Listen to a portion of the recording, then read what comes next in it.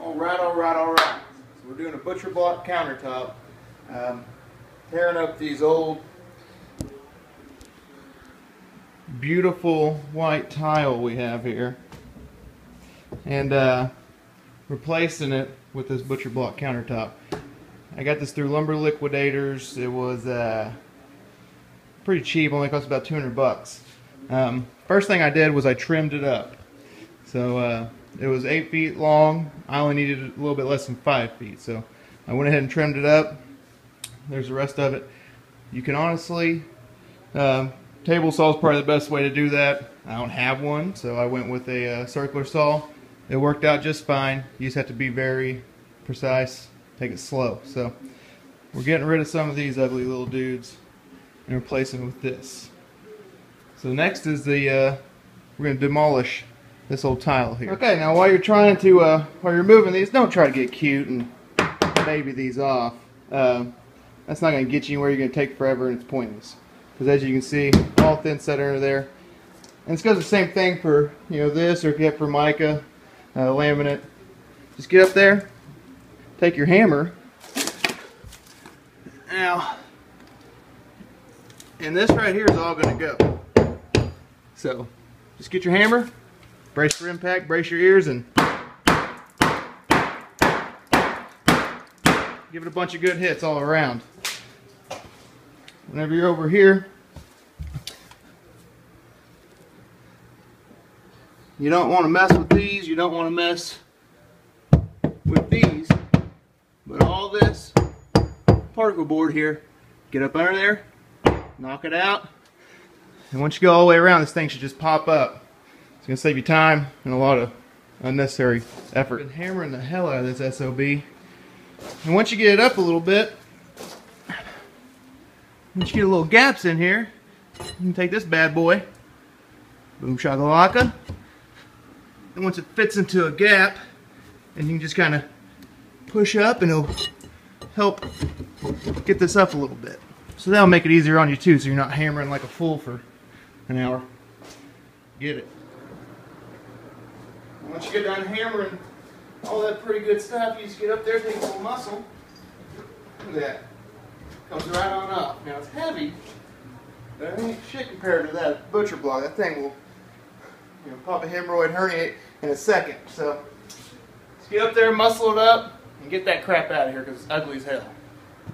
Alright, so we got that piece of crap out of here. And now I went ahead and threw this up here. The next thing you want to do is dry fit this thing. So when you take it out, this is what you're probably left with. Nice and open. Don't be any type of stupid and leave your stuff in here. Let's get that crap out of here. We're just going to get all dusty and dirty. Not smart. We're going to put a furring strip up running down long ways to help support this bad boy. But what you're going to want to do is dry fit this thing. You can also tell that I had some, since I had the beautiful tile, I had this crap. I had grout and thin set all back there. I actually had to use this bad boy to scrape some of this off, along with this beautiful sanding paper, to help make it push flush up there. So once you get it up there, the next thing you probably want to do is, underneath here you need to figure out how much overhang you want. I'm going to do probably about 1 1/8 inch on this end. Get the overhang that you want, take a pencil and mark it all the way down.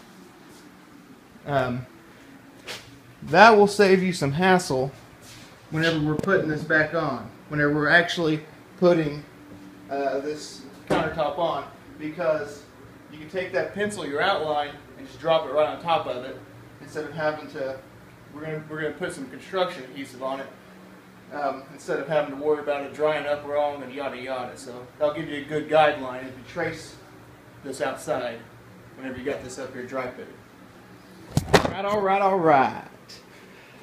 So we got the furring strip on. I only need one because this thing's so thin, and I essentially have another one right here that I can mount this butcher block to. So, I mean, basically what I did is I measured out from the inside to the inside. Now, you know, mine was 42 inches. I don't know what yours is because I don't know what the hell you're doing. So, measure that out. Then you screw. You got to kind of put these at an angle here. Do yourself a favor. and countersink these bad boys, because you don't want that screw sticking out, making your butcher block, you know, going up above level here. So do that, screw those bad boys in, and on to the next step. Next step. I did put my butcher block on there. I recommend to make sure that everything's flush, still level after you put this thing on, your strip. So, and then just now, pilot holes, I'm going to go ahead and use 4, 2 on each board. Some people just use 1 on each board and stagger them. I do better safe than sorry. The screws that we will be using, just a wood screw. I got a 1-inch diameter fender washer.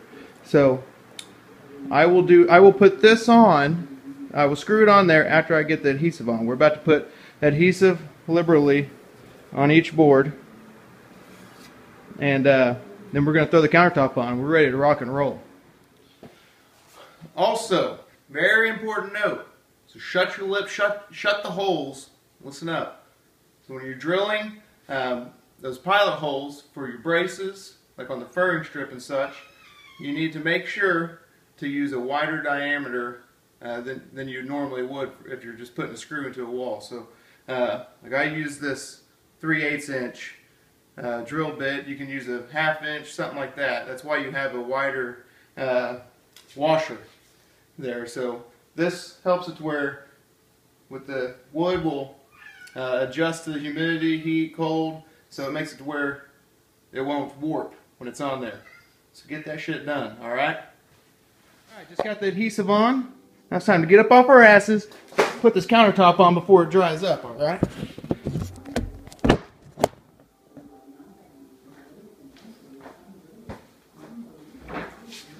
Come here, big boy.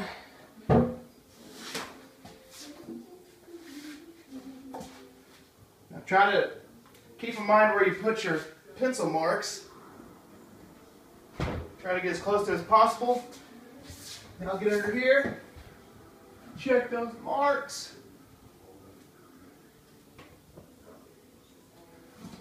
Pretty. Should flush up against there. You got it where you want. Now, put some pressure down on this big boy. Don't be shy. And it's even good to get underneath here. Push up. Really let it bond on there.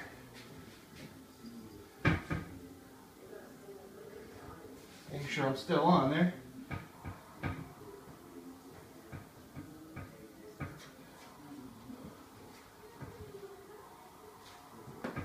Lines still match up.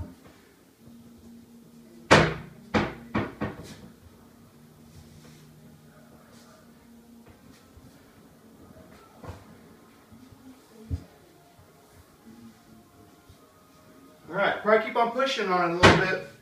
Make sure it's on there nice and good. Give it about 15-20 minutes to dry. Then we're going to put the screws in. Get some.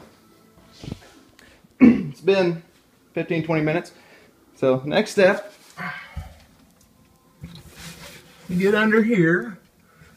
Find your pilot holes that you drilled. There's one. Sorry for the bad lighting.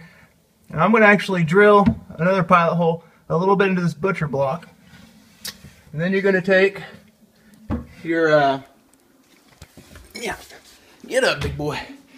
Then you're going to take your fender washer and your screws, screw them in there. And you are just about done, ladies and gentlemen. Alright, so we got our screws up there. And I'll probably need to go in a little bit more. Got them in there. One step left, ladies and gentlemen. That's the fun part.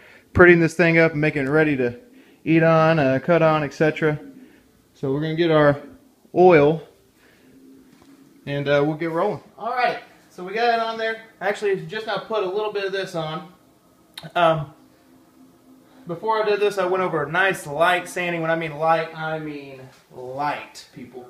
If you're gonna, went over with some 220. If you're gonna sand it, especially with these pre-made butcher blocks, you need to be light. Barely even touch it. Don't be putting your muscles. Don't be flexing on it. So then we're going to go over it with this. They have all kinds of different oils for this stuff. You might want, tongue oil. There's salad bowl. I got this from Lowe's Nose. It's called Walk to Go Butcher Block Finish. Get yourself a get yourself a rag and go at it. And when you sand, don't be stupid. Go with the grain and clean that shit off. So go over with this. I put a liberal amount because I really want it to soak in. And then when we're done, we are done. Get yourself a butcher block, baby. Finished product, my ladies and gentlemen. Here's a little comparison for you. That's about what it looks like before. That's some leftover I had. And that's how much it just brings out the natural natural grains of the wood and color of the wood. One last thing. Also, whenever you're doing that oil, don't be stupid like me. Wear some latex gloves and it'll keep your hands pretty clean. If not, then you can whip out some mineral spirits and get them off if you're all oily. Last thing, you got back here, you're probably going to have just small little cracks. Throw some caulk in there. I think y'all know what kind of caulk I'm talking about.